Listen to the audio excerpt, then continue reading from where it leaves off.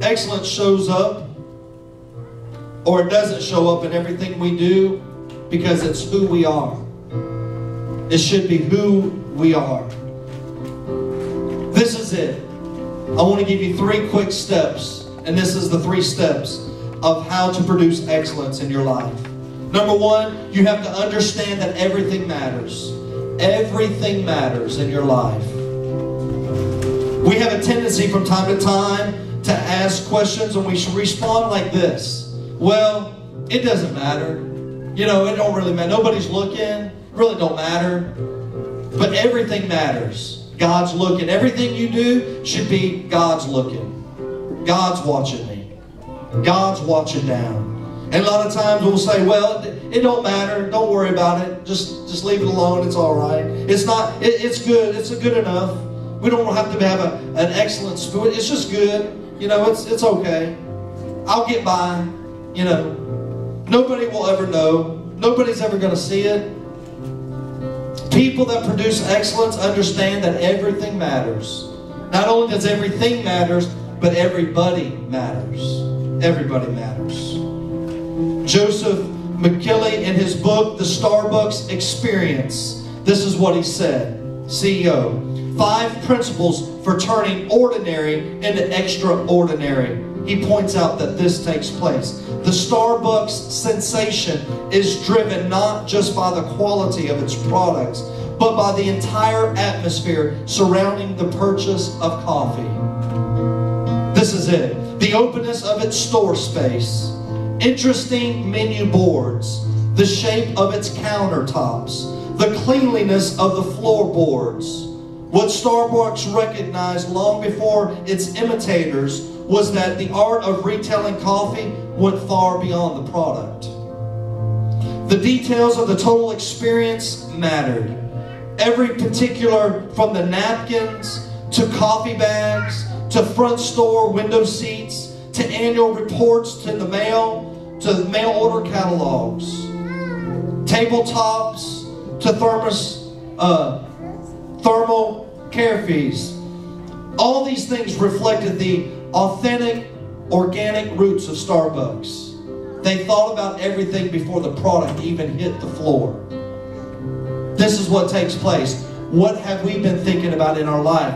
Our product is Christianity, our walk with God, our relationship. Does our relationship promote excellence with people around us? Do they come in and feel like, wow, you know what, this is an open experience. This is a great time. I believe that these individuals have a true relationship with God. Colossians 3:17 says, and whatsoever you do in word or deed, do all in the name of the Lord Jesus, giving thanks through Him to God the Father. Do everything you can by giving thanks. Everything matters. There are no little things. Everything matters. Details are important. God looked at the details of our life and the sum of them all, and He said it is good. 2 Chronicles 9:3-4 said this, and when the queen of Sheba had seen the wisdom of Solomon, the house which he had built, the food at his table, the seating of his servants, the attendance of his ministers and their attire, his cupbearers and their attire, and his stairway by which he went up to the house of the Lord, she was breathless. Because Solomon took care of the little things. He took care of the details of his life. It's like your home. Are you taking care of the little things? Are you taking care of the details at your home? Number 2, detail number 2, challenge the process. We understand that the first thing is understand that everything matters. But number 2, challenge the process that you're going through. Everything in life has a process, right?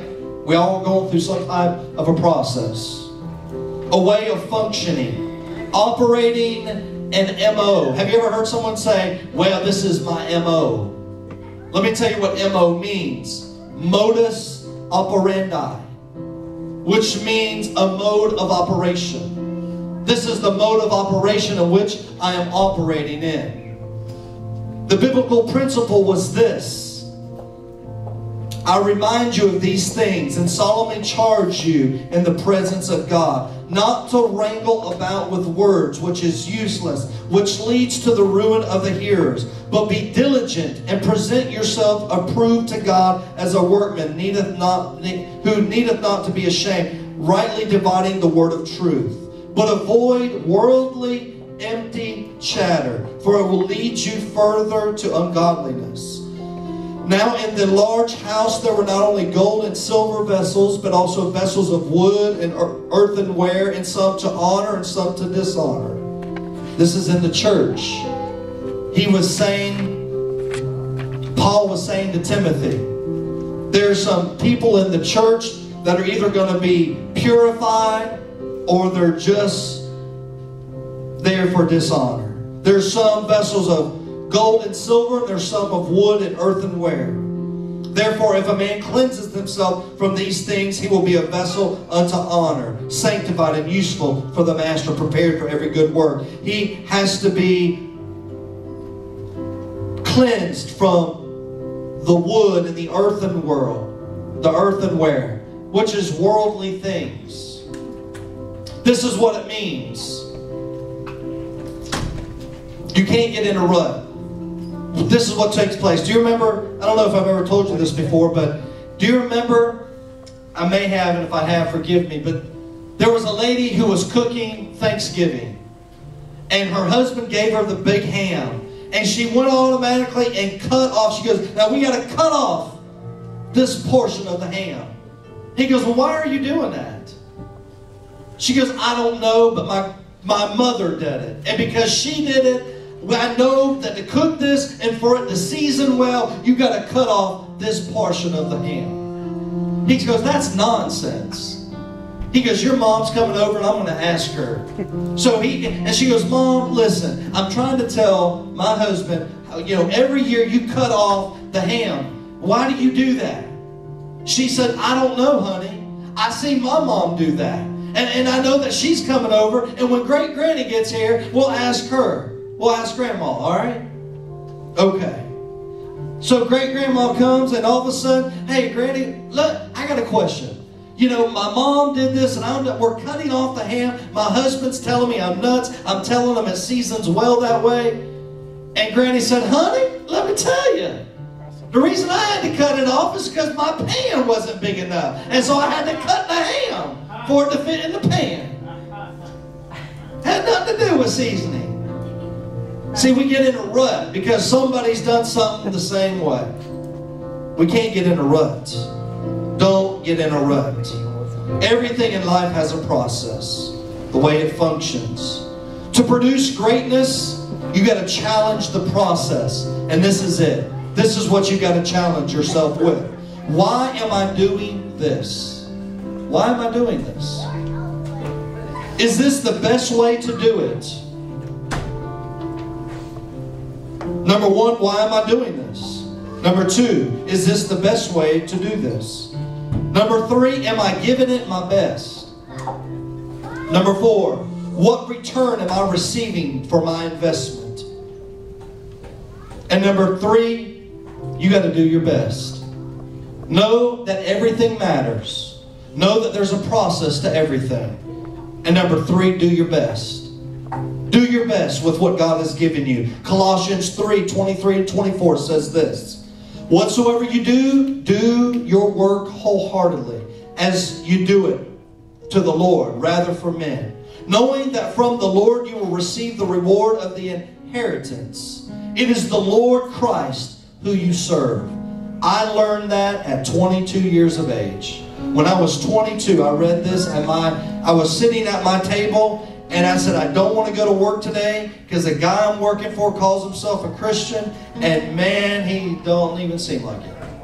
And God said, you're not serving him, you're serving me. And if you're serving me, you do this as unto me. And I caught a major lesson from God right then and there. What I'm telling you is when you come and you live your life, you do it as unto the Lord. That's it. That's why you do what you do. Psalms 103:1 says, "Bless the Lord, O my soul, and all that is within me. Bless his holy name." There's a school